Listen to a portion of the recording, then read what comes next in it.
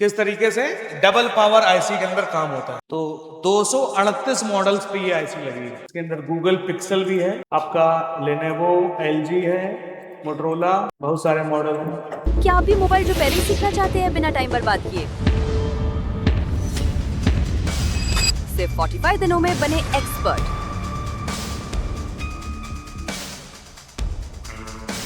Cost के seats limited है, तो देर मत कीजिए।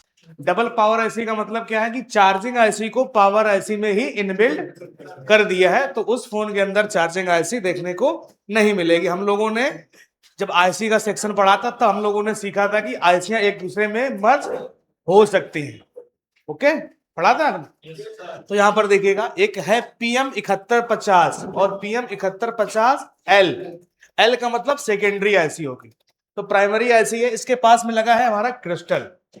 तो अब चार्जिंग आईसी भले ही नहीं है, लेकिन चार्जिंग आईसी के फंक्शन तो है इसके अंदर, इनबिल्ड है, तो इसके सारे पूरे फंक्शन भी हमें इसी के अंदर मिलेंगे। जबकि पावर आईसी का काम होता है बक वोल्टेज बनाना, एलडीओ वोल्टेज बनाना, बक वोल्टेज बनाना, एलडीओ वोल्टेज बनाना।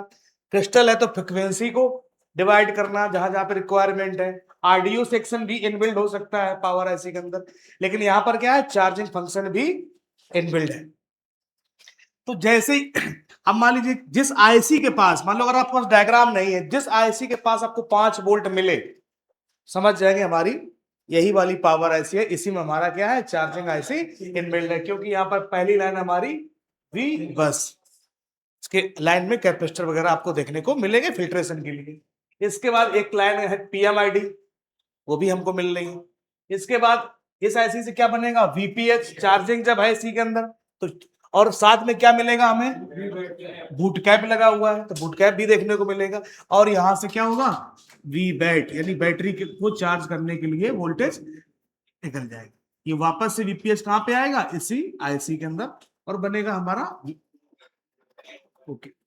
इसके बाद क्या है, बैट सेंस पॉजिटिव और बैट सेंस नेगेटिव, नाम बदल गए, वही आई सेंस और बैट सेंस है। ओके, ये सेंसिंग की लाइनें होंगी। देखिए एक ये कुछ सिग्नल है, हम आपको डेड सेक्शन में पढ़ाएंगे, जो signal power on reset, PS hold और क्लॉक की जो लाइनें हैं बाद में बताएंगे। इसके बाद ये जो पावर आईसी है, तो चार्जिंग में तो हमको क्या मिल गया, वीबस, पीएमआईडी, वीपीएच, बूट कैप और वीबैट और सेंसिंग। और इसके बाद क्या है हमारा, कंट्रोलिंग के लिए क्लॉक और डेटा, ये लाइनें हमें मिल गई। इसके बाद ये जो आईसी है 7150, तो यहां पर लिखा 5 स्विचिंग वोल्टेज, तो यानी कि 5 बक वोल्टेज बनाएगी। स्विचिंग का मतलब बक वोल्टेज।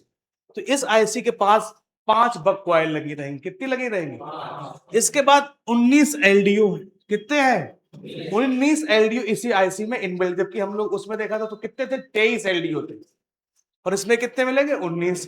इसके बाद थर्मल सेंस की भी लाइन है, किसकी लाइन है, टेम्परेचर सेंस की लाइन है। और एक लाइन और है बूट पावर, जो हम डेड में आपको पढ़ाएंगे आगे।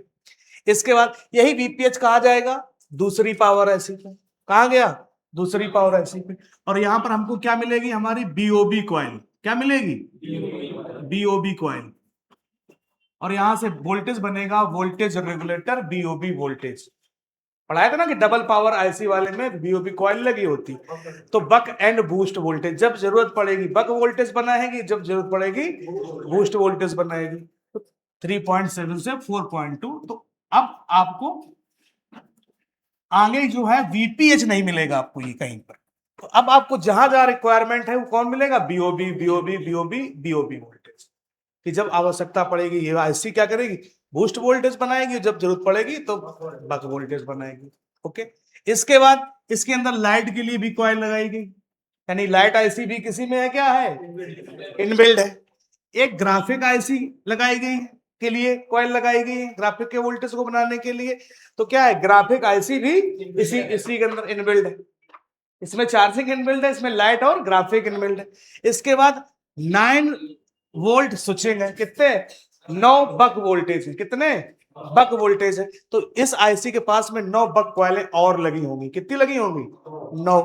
और 11 एलडीओ इसके अंदर इनबिल्ड है। तो ये सब चीजें आपको देखने को मिलेगी, क्योंकि आईसियां जो है वो इनबिल्ड है इसके अंदर। तो हमें चार्जिंग के लिए किस पे काम करना है, हमें PM 7150 पे काम करना है। ओके। और अगर डेड करेंगे, डेड वाले में फिर हम इस आईसी पर भी काम करेंगे, इस आईसी पे हमारे बक वोल्टेज बनते हैं नहीं बनते, वो हम सीखेंगे डेड सेक्शन में। फिलहाल बात करते हैं 7150।